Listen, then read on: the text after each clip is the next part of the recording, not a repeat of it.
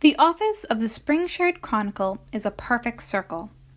Back when it was built in 1982, the designers decided on a style that would never become dated. At least, that's what they thought then. Their decisions led to the circular brick building with a vibrant neon green lettering that I stand before today. Design-wise, the inside is no better. The floors are covered by navy carpet with red, orange, and yellow stars, crescent moons, and streaks. You know, the carpet that was torn out of every cinema and bowling alley in the world after the 90s. The walls are painted a bright shade of orange that I didn't even know existed. Stepping through the frosted glass doors into the lobby, I'm greeted by a woman at a desk. She has black hair and a tight bun, red lipstick, and a blue and gold blouse. On the desk in front of her is a nameplate reading Cynthia. "Can I help you?" she asks in a nasal voice. I tell her I'm looking for the office of the editor, Xavier Moss. "Just go straight to the rotator and hit the button for room 5. I follow her instructions and enter an elevator-like room with a row of numbered buttons. After pressing the number 5 button, the door slides shut, and instead of moving up or down like an elevator, I feel the room spin abruptly. The door slides open, and suddenly I'm in a room just like the lobby. At the desk is a woman with black hair and a tight bun, red lipstick, and a blue and gold blouse. On the desk in front of her is a nameplate reading Cynthia. "Can I help you?" she asks in a nasal voice. I stare at her for a second, confused, before telling her I'm here to see the editor. She presses a button on her intercom, which then emits a low animal-like growl, the sound of a car screeching to a halt, and a 4-hour rendition of an old Irish jig. During this time, I stand awkwardly at Cynthia's desk, not wanting to sit down only for the song to end and have to stand up again. As the final bars of upbeat fiddle fade out, Cynthia turns to me. "You can go in now." She gestures to the lilac door across from her. I thank her and walk through the door into Xavier Moss's office. Xavier Moss sits at his desk as I enter. He's a tall, lean man with a short, graying beard, thin-rimmed glasses, and a mouse-like face. "You must be Taryn March," he says. "Welcome to Spring Shard. I've heard good things about you." I thank him as I take a seat on the plush purple stool he gestures me to. "So tell me, Miss March." Xavier clasps his hands together and leans forward as he says this. "What do you write? Sports? Daily announcements? Weather?" "I mainly write investigative journalism, interview civilians, that sort of thing." I rattle off my portfolio of articles to him. When I conclude, he purses his lips and nods, humming quietly as he leans back in his chair. "You absolutely must team up with Mr. Caliver Crome. He's my best reporter," he says. "Through the rotator door and into room 2. He's the first desk you'll come across. He can lead you from there." With that, he closes his eyes and sits in silence. I stand and unsurely make my way to the door. "Oh, Miss March, one more thing." I turn back to Xavier. His eyes are now open, but he's still leaning back in his chair. "How do you feel about shrimp?" "They're okay, I guess," I reply hesitantly. "So you trust them?" Xavier asks. I shrug. "Yes?" Xavier nods and closes his eyes again. "That's all," he muses. I exit the room and make my way onto the rotator. After being spun around, the door is open and I'm in a big, curved room with half a dozen desks scattered throughout. At the desk closest to the door sits a man in a purple tuxedo with his back to me. I tap him on the shoulder and he turns away from his monitor, which has a 10-hour video of a bowl of oranges playing on it. "Are you Caliver Crome?" I ask. "No." But he points me to him just a few desks away. He's wearing a pair of khaki pants and a plaid button-up. On top of a shock of dirty blonde hair rests a pair of black headphones. I walk over to him and repeat my question. "Just call me Chrome," he replies. "And you are?" I introduce myself and explain what Xavier and I talked about, minus the part about shrimp.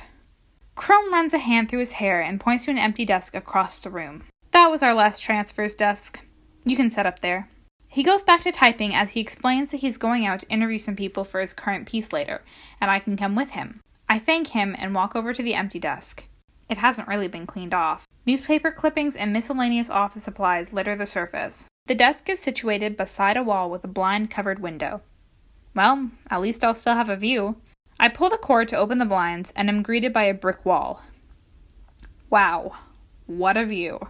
I'm clearing the clutter away from the desk and putting some of the writing utensils away when I find the hat stuffed into the drawer. It's a wide-brimmed hat with a thick band around it.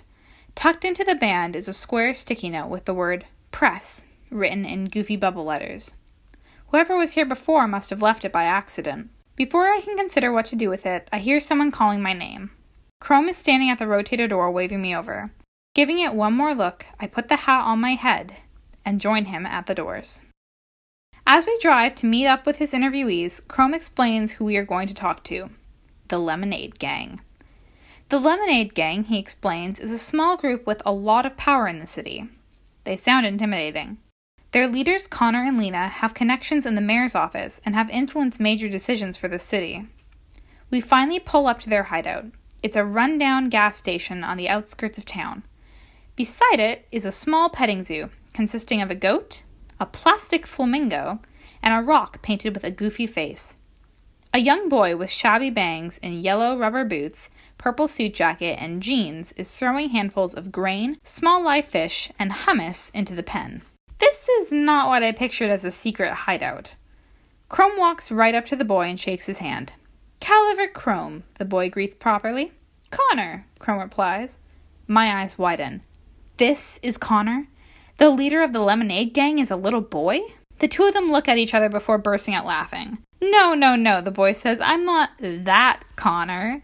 A little boy leading the Lemonade Gang, Chrome teases. Don't be silly. Connor, the leader, is right there. He points across the pen to the plastic flamingo. Right. How silly of me. Connor, the boy with shabby bangs, leads us into the gas station to talk to Lena because Connor, their leader, is in an important meeting. We walk through aisles upon aisles of expired chips and novelty Pez dispensers in the shape of cornflakes and frog legs. Finally, we arrive at the storeroom. A young girl with thick red braids stands atop a pallet of cardboard boxes. Hey, Lena! Chrome's here to see ya! Shouts Connor, the boy with shabby bangs. Lena hops down from her box tower and comes towards us, flanked by a girl with a dark afro and a boy in white overalls. Chrome, it's good to see ya, she says, before leaning in close. Who's the city girl? I explain that I'm new in town and work with Chrome at the Chronicle. I only talk to Chrome, she replies. Lena and Connor will show you out. The boy and the girl beside her come to me and start to leave me away.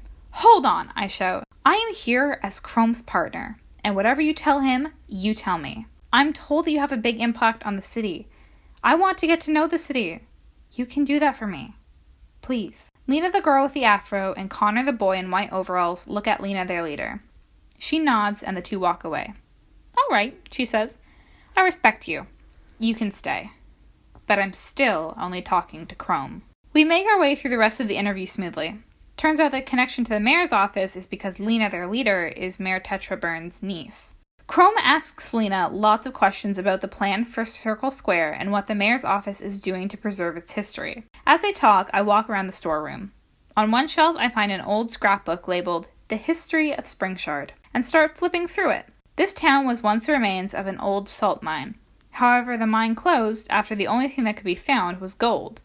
Since no one can season their food with gold, the miners and their families all left. Those who remained grew richer and richer, but their food grew blander and blander. This is always commemorated by their History Day ceremonies. I put the book back down and wander some more. The kids from earlier, Lena the girl with the afro, and Connor the boy in white overalls, are stacking boxes of garden gnomes. What are you doing? I ask. Preparing. Connor, the boy in white overalls, replies. Preparing for what? He shrugs. I don't know. Ask Lena.